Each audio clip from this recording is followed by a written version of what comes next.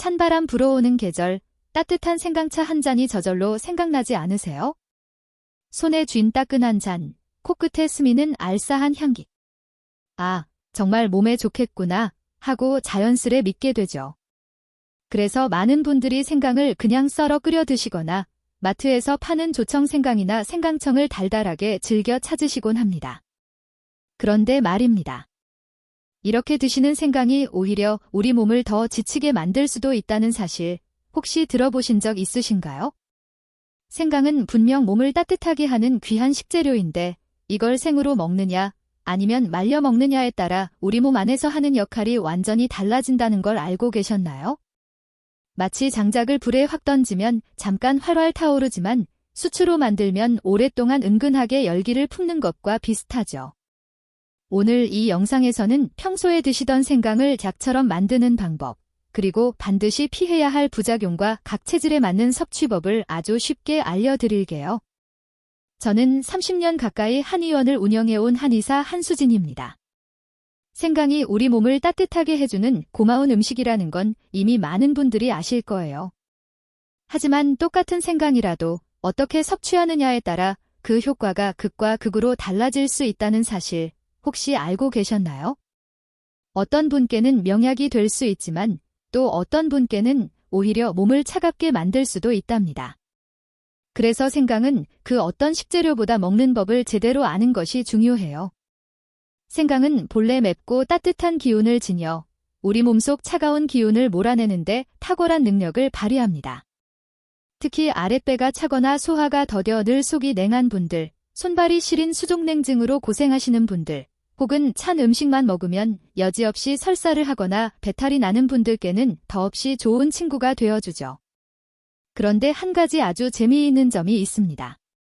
생강은 그 모습 그대로 먹을 때와 말려서 먹을 때 우리 몸에 작용하는 약성이 완전히 바뀐다는 것입니다. 우선 생생강을 드시면 우리 몸에 어떤 일이 일어날까요? 생생강은 그 매운맛이 강렬해서 우리 몸 바깥으로 냉기를 시원하게 쫓아내고 막힌 기운을 위로 끌어올리는 발산작용이 아주 강하답니다. 그래서 감기 초기에 목이 칼칼하고 콧물이 흐르거나 미열이 살짝 있을 때 생생강을 끓여 꿀을 조금 넣어 마시면 몸에 땀이 살짝 나면서 뭉쳐있던 열과 냉기가 몸 밖으로 시원하게 배출되는 걸 느끼실 수 있을 거예요. 즉, 생생강의 강력한 발산작용이 우리 몸에 침투한 외부의 나쁜 기운을 털어내는데 큰 도움을 주는 것이죠. 감기 초기에 생강꿀차가 그렇게나 효과 좋은 이유가 바로 여기에 있습니다. 하지만 감기도 아닌데 그저 속을 따뜻하게 해야지 하는 생각으로 생생강차를 매일 드시는 건 주의해야 합니다. 평소 기운이 없고 쉽게 지치거나 몸이 건조하고 입이 자주 마르며 수분이 부족하다고 느끼시는 분들이 생생강을 과하게 섭취하면 이 발산 작용 때문에 오히려 몸의 에너지를 밖으로 빼앗겨 더 피곤해지고 손발이 더 시려질 수도 있어요. 생강이 나쁜 게 아니라 내 체질과 상황에 맞지 않는 방식으로 섭취했기 때문이죠. 이때 생강을 한번 찌거나 말려서 가루로 만들면 이야기는 완전히 달라집니다. 말린 생강은 발산 작용은 줄어들고 우리 몸속 깊은 곳을 따뜻하게 데워주는 온리 작용이 훨씬 강해져요. 마치 아궁이에 군불을 떼듯 속부터 은근하고 깊이 있는 온기를 불어넣어주는 힘이 커지는 거죠. 그래서 아랫배가 차거나 손발이 늘 시린 분, 찬 음식만 먹어도 설사를 하는 분들에게는 생생강보다 말린 생강이 훨씬 더 효과적입니다. 한의학에서는 생생강을 생강이라 하고 말린 생강을 건강이라고 부르며 약성까지 다르게 취급합니다. 이름만 다른 것이 아니라 우리 몸에 작용하는 방식이 아예 다르다는 뜻이지요. 더욱 놀라운 점은 생강을 말렸을 때 항염, 항암, 항산화 효과가 눈에 띄게 증가한다는 연구 결과예요. 생강을 말리면 진저롤이라는 성분이 쇼가올로 훨씬 더 많이 변하는데 이 쇼가올은 단순히 혈액순환을 돕고 속을 따뜻하게 하는 것을 넘어 강력한 항염증 및 항암 효과까지 발휘한다고 알려져 있습니다. 즉, 생강은 생으로 먹을 때보다 말렸을 때 비로소 그 강력한 약성을 제대로 드러내는 것이죠. 하지만 여기서 꼭 짚고 넘어가야 할 점이 하나 있습니다. 말린 생강이 아무리 좋다고 해도 체질적으로 열이 많거나 더위를 잘 타는 분, 얼굴이 쉽게 붉어지거나 가슴이 화끈거리는 분들이 장기간 드시면 오히려 두통이나 피부 트러블을 유발할 수 있습니다. 무조건 모두에게 좋다고 권하지 않는 이유가 여기에 있죠. 생강은 모든 사람에게 좋은 약이 아니라 상황과 체질에 맞게 먹으면 비로소 강력한 치유의 힘을 발휘하는 음식이라는 점을 기억해야 합니다. 정리하자면 이렇습니다. 생강은 냉증을 다스리는 훌륭한 식재료이지만 어떤 방식으로 먹느냐에 따라 그 약성이 완전히 달라집니다. 감기 초기에 생생강 꿀차는 외부의 찬 기운을 몰아내는 데 탁월하고 아랫배가 약하고 손발이 시린 분들은 말린 생강을 은근하게 달여 드셔야 비로소 속 깊은 곳까지 따뜻한 온기를 얻을 수 있는 것이죠. 말린 생강의 효과가 더 강력하다는 것을 이해하셨다면 이제 중요한 것은 어떻게 말리느냐에 따라 그 효능이 또 한 번 달라진다는 점입니다. 생강을 그냥 햇볕에 말리기만 해도 몸속을 따뜻하게 하는 힘이 강해지지만 한 번 찌고 말리면 약성이 더 깊어지고 진통 및 항염 효과까지 크게 증가하게 됩니다. 이것은 단순히 식재료 가공법이 아니라 오래전부터 한의학에서 약성을 강화하기 위해 사용해온 지혜로운 방식이기도 합니다. 오늘 알려드릴 이 방법만 알아두시면 생강을 단순한 음식이 아니라 우리 집 가정 상비약처럼 활용하실 수 있을 거예요. 먼저 생강을 고르실 때는 너무 과하게 세척된 것보다는 흙이 약간 묻어있는 것을 추천합니다. 씻는 과정에서 생강 껍질이 손상되면 신선도가 빨리 떨어질 수 있기 때문이에요. 다만 여기서 아주 중요한 포인트가 있습니다. 우리가 흔히 과일이나 채소는 껍질째 먹는 것이 좋다고 알고 있지만 생강만큼은 예외입니다. 생강의 육질, 즉 속살은 따뜻한 성질을 지니지만 껍질은 오히려 서늘한 기운을 가지고 있습니다. 그러니 냉증을 다스리기 위한 목적으로 생강을 드실 때는 반드시 껍질을 제거해 주셔야 합니다. 생강 껍질을 벗기는 게 은근히 손이 많이 가죠? 간단하면서도 아주 편리한 팁을 하나 드릴게요. 깨끗이 씻은 생강을 반나절 정도 냉동실에 살짝 얼렸다가 꺼내보세요. 그리고 숟가락으로 살살 문지르면 놀랍게도 껍질이 아주 부드럽게 벗겨진답니다. 칼로 힘들게 다듬을 필요 없이 매끄럽게 벗겨져서 직접 해보시면 정말 편하다고 느끼실 거예요.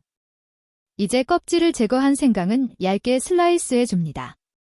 너무 두꺼우면 말리면서 수분이 잘 빠지지 않고 나중에 차로 끓여도 성분이 충분히 우러나지 않아요. 그리고 여기서 두 가지 길이 있습니다. 그냥 말려 쓰는 건강과 찐 뒤 말리는 찐 생강이죠. 먼저 단순히 건강을 만들고 싶으시다면 슬라이스한 생강을 햇볕에 자연 건조하거나 식품 건조기에서 말려주시면 됩니다. 이때 온도는 6070도에서 약 45시간 정도면 충분해요.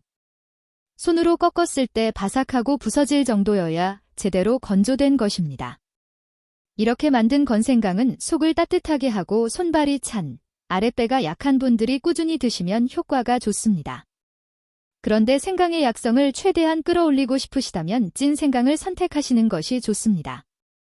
슬라이스한 생강을 찜기에 올린 후 중불에서 20분 정도 쪄주세요. 생강의 향이 짙게 피어오르고 부드러워지는 정도를 보면서 시간을 조절하시면 됩니다. 솥뚜껑을 살짝 열었을 때 확 풍기는 생강향으로도 충분히 익었는지 짐작할 수 있을 거예요. 이렇게 한 번 찌는 과정을 거치면 생생강의 진저로이 슈가올로 훨씬 더 많이 변환되어 항암, 항염, 진통 효과가 더욱 강력해진답니다.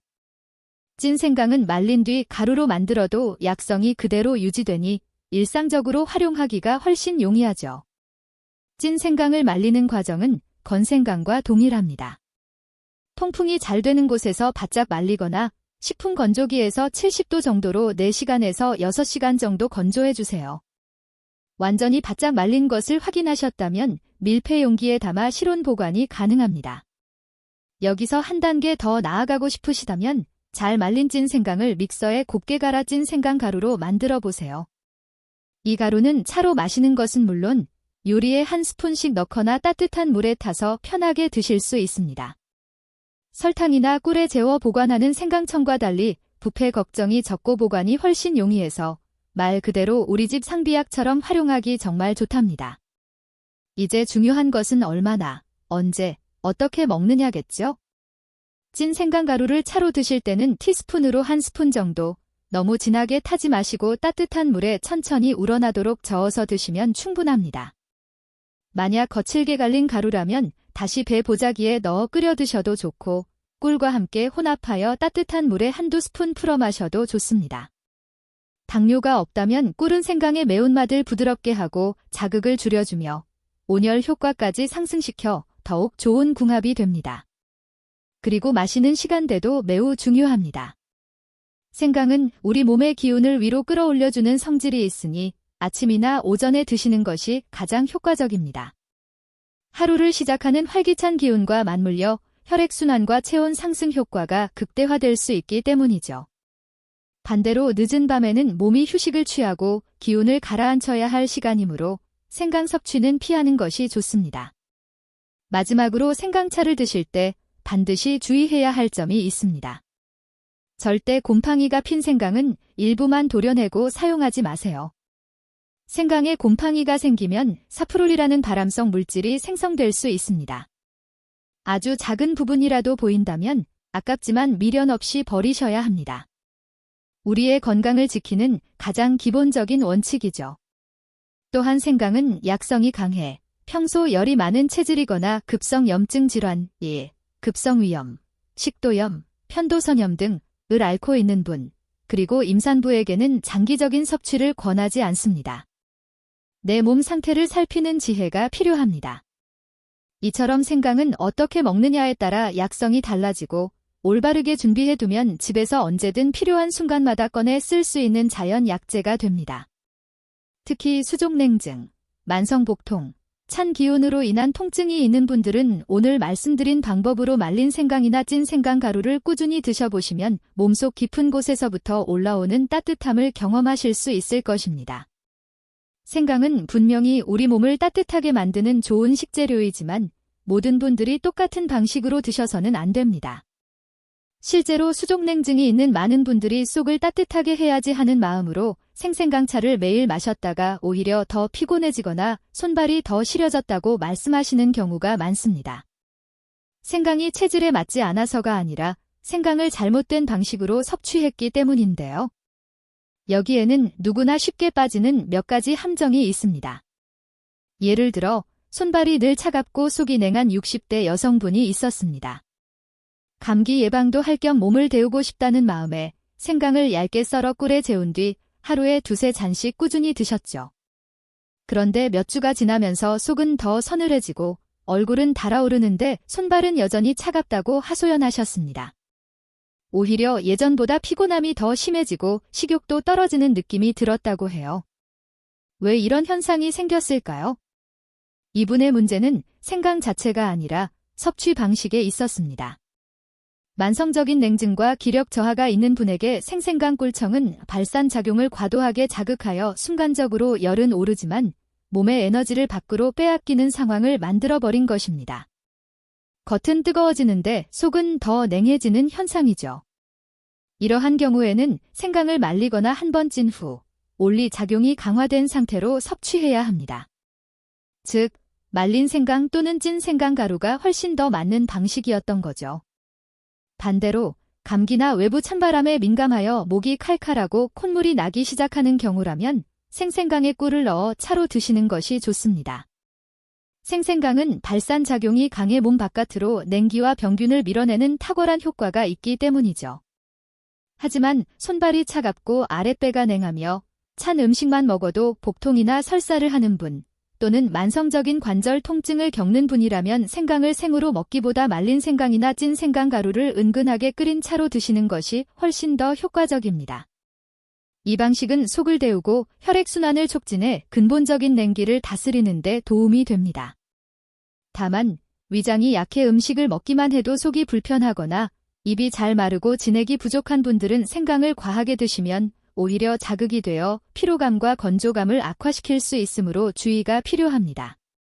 또한 얼굴이 자주 붉어지거나 가슴이 답답하고 열이 많은 체질이라면 생강을 장기간 지속적으로 섭취하는 것은 두통이나 피부 트러블 등을 유발할 수 있으므로 무리하게 드시지 않는 것이 좋습니다. 결국 생강은 누구에게나 좋은 음식이 아니라 상황에 따라 약이 되거나 독이 될 수 있는 음식입니다. 그래서 생강을 올바르게 다뤄야 하고 자신의 체질과 상태에 맞게 조절해야 비로소 건강한 효과를 누릴 수 있습니다. 생강은 단순히 매운 뿌리채소가 아니라 잘 다루면 우리 몸을 지키는 귀한 약재이기 때문입니다. 손발이 차가운 사람들을 보면 대부분 혈액순환이 안 돼서 그렇다고 생각하시죠? 물론 틀린 말은 아니지만 사실은 우리 몸 스스로 따뜻한 열을 만들어내는 내부 난로의 힘이 약해진 경우가 훨씬 많습니다. 손발만 차가운 것이 아니라 몸 전체의 온기를 만들어내는 능력이 떨어진 상태라고 볼 수 있는 거죠. 그래서 아무리 장갑을 끼고 두꺼운 양말을 신어도 또 찜질팩을 붙여도 잠시만 뜨겁지 시간이 지나면 금세 다시 차가워지는 것입니다. 겉만 따뜻하게 해서는 그 온기가 오래가지 못하기 때문이에요. 우리 몸은 음식을 먹고 소화를 시키면서 열을 만들어냅니다. 그런데 나이가 들면 소화력도 약해지고 몸에서 열을 만들어내는 힘도 덩달아 떨어집니다. 그래서 예전과 똑같이 먹고 똑같이 생활해도 더 잘 시리고 더 추위를 타게 되는 것이죠. 이때 큰 도움이 되는 음식이 바로 생강입니다. 생강은 단순히 땀을 내는 것을 넘어 우리 몸속의 난로에 불을 지펴 따뜻한 열기를 만들어내도록 돕는 역할을 합니다. 특히 생강을 말리거나 한번 찌게 되면 그 안에 숨겨진 매운 성분들이 변화하면서 이 열을 만들어내는 힘이 훨씬 더 강력해지는 것이죠. 그래서 말린 생강이나 찐 생강이 냉증, 아랫배 냉증, 손발 시림에 더 좋은 것입니다. 또 생강은 피가 따뜻하게 흐르도록 돕는 음식이기도 합니다. 피는 그냥 흐르는 것이 아니라 따뜻함을 함께 가지고 손끝과 발끝까지 전달합니다. 그런데 피가 흐르는 혈관이 굳거나 좁아지면 이 열이 손발까지 제대로 전달되지 못합니다. 말린 생강 속에 생기는 특별한 성분 쇼가올은 이 혈관기를 부드럽게 만들어주고 피가 좀 더 힘있게 움직이도록 도와줍니다. 그러면 손발도 자연스럽게 따뜻해지는 것이지요. 또 한 가지 더 중요한 점이 있습니다. 몸이 찬 분들 중 상당수는 미세한 염증을 달고 사는 경우가 많습니다. 염증은 혈관을 굳게 하고 피를 끈적하게 만들어 따뜻한 기운이 몸 곳곳으로 전달되는 것을 방해하거든요. 그런데 생강은 말리고 찌면 몸의 염증을 가라앉히는 능력도 더 강해집니다. 그래서 생강을 꾸준히 마시니까 무릎 통증이 줄어들었다고 말씀하시는 분들도 계시는 것입니다. 손발이 따뜻해지는 것뿐만 아니라 통증이 줄어드는 이유가 바로 여기에 있습니다. 한의학에서도 생강은 참 신기한 음식으로 취급됩니다. 생생강은 바깥의 찬 기운을 쫓아내고 말린 생강은 속을 지글지글 데워주는 역할을 합니다. 겉과 속을 모두 따뜻하게 할 수 있는 음식이 흔치 않은데 생강은 그 일을 해냅니다. 하지만 이 원리를 모르고 생강을 아무 때나 먹으면 오히려 몸이 더 차가워질 수도 있습니다. 예를 들어 감기도 아닌데 매일 생생강만 먹는다거나 빈속에 생강차를 자주 마시면 속이 더 서늘해질 수 있습니다. 그래서 생강은 상황에 맞게 먹어야 하고 잘못 먹으면 오히려 독이 될 수도 있는 음식입니다. 결국 생강이 냉증에 좋은 이유는 단순히 따뜻한 음식이기 때문이 아닙니다. 생강은 몸속 난로에 불을 지피고 난로에서 만들어진 따뜻함을 온몸으로 실어보내는 역할을 하기 때문에 냉증에 좋은 것입니다. 겉에서 덮어주는 것이 아니라 안에서부터 따뜻하게 데워주기 때문에 그 효과가 오래갑니다. 생강을 드실 때는 약처럼 언제, 어떻게 먹느냐가 참 중요합니다. 같은 생강이라도 먹는 시기와 함께 섞는 재료에 따라 효과가 달라지기 때문입니다. 먼저, 시간이 중요합니다. 생강은 아침에 드시는 것이 가장 좋습니다. 아침은 하루가 시작되면서 몸의 기운이 위로 올라가고 활발해지는 시간인데 이때 따뜻한 생강차 한 잔을 드시면 피가 전신으로 빠르게 움직이면서 체온이 자연스럽게 올라갑니다. 반대로 밤이 되면 기운을 가라앉히고 몸을 쉬게 해야 하는데 이때 생강을 너무 많이 섭취하면 몸이 괜히 달아오르거나 열이 위로 몰려 잠을 방해할 수 있습니다. 그래서 생강은 아침이나 오전에 적당히 드시는 것이 가장 좋습니다. 함께 넣는 재료도 중요합니다. 생강과 가장 궁합이 잘 맞는 식재료는 꿀입니다. 꿀은 따뜻한 성질을 가지고 있어 생강과 만나면 몸을 덮이는 힘이 더욱 강해지고 생강의 매운맛을 부드럽게 가라앉혀 줍니다. 소화가 약한 분들도 부담 없이 드실 수 있게 도와주는 역할을 하죠. 레몬도 생강과 잘 어울립니다. 레몬은 상큼함으로 생강 특유의 매운맛을 중화해줄 뿐 아니라 비타민C가 풍부해서 면역력까지 함께 챙길 수 있습니다. 다만 레몬은 너무 뜨거울 때 넣지 마시고 생강차 온도가 조금 내려갔을 때 넣으시면 영양이 더 잘 살아납니다. 하지만 모든 음식과 잘 어울리는 것은 아닙니다. 생강 자체가 따뜻한 성질을 가지고 있기 때문에 고춧가루나 마늘처럼 매운 음식과 함께 과하게 섭취하면 몸이 필요 이상으로 달아오르거나 속이 불편해질 수 있습니다. 인삼이나 홍삼도 따뜻한 음식이므로 평소 열이 많은 분이라면 생강과 함께 자주 드시는 것을 조심하셔야 합니다. 냉증이 있다고 해서 따뜻한 음식만 무작정 많이 먹는 것이 능사가 아니고 몸이 필요로 하는 만큼만 균형 있게 드셔야 더 큰 효과를 볼 수 있습니다. 하루 먹는 양도 무조건 많다고 좋은 것은 아닙니다. 생강은 꾸준함이 중요하지 양으로 승부하는 음식이 아닙니다. 말린 생강을 끓여 드실 때는 티스푼으로 하나, 2개 정도면 충분하고 찐 생강 가루라면 1스푼 정도면 충분합니다.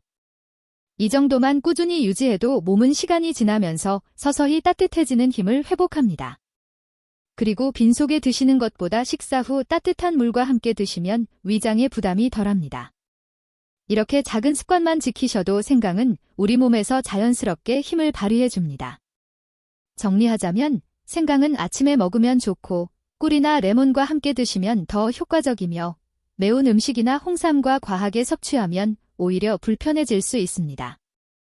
무엇보다 많은 양을 한꺼번에 먹기보다 하루에 적당량을 천천히 그리고 꾸준히 드시는 것이 중요합니다.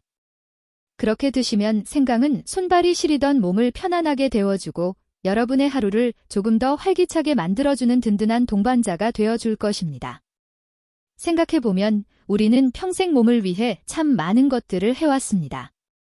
좋은 음식을 찾아 먹고 운동도 해보고 몸이 불편할 땐 병원도 찾고 몸의 작은 신호에도 귀를 기울여 왔지요. 그런데 늘 우리의 손발은 차갑고 배는 싸늘하고 겨울이 되면 유난히 시린 분들이 계십니다. 아무리 두꺼운 옷을 입어도 아무리 뜨거운 찜질을 해도 따뜻함이 오래 머물지 않는 분들 말입니다.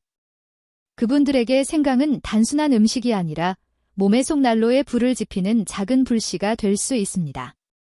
따뜻함이 일시적으로 스쳐 지나가는 것이 아니라 몸속에 서서히 자리 잡고 오래 머무르는 힘을 생강이 가지고 있습니다.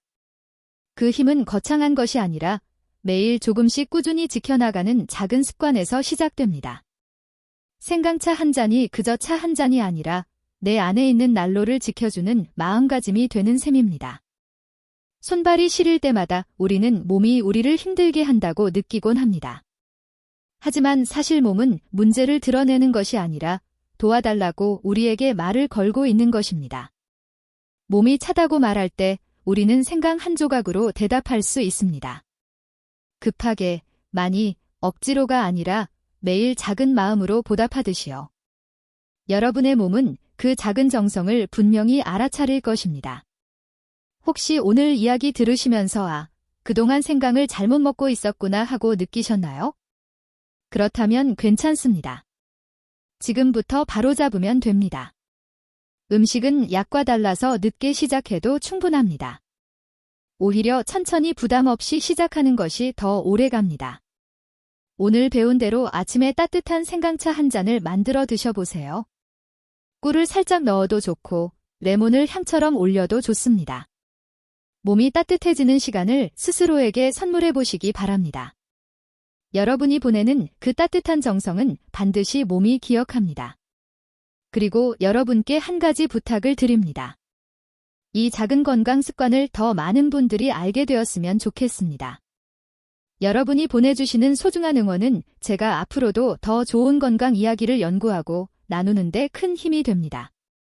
잠시 시간을 내셔서 구독과 좋아요 한 번씩 눌러주시면 저에게는 정말 큰 응원이 될 거예요. 여러분의 작은 클릭 하나가 누군가의 건강을 지켜주는 큰 빛이 될 수도 있답니다. 오늘도 이렇게 노년의 지혜와 함께 해주셔서 진심으로 감사합니다. 여러분의 손발을 덮이는 따뜻함이 여러분의 삶 속에서도 오래 머물기를 바랍니다. 당신의 건강은 꾸준히 지켜볼 가치가 있는 소중한 이야기입니다.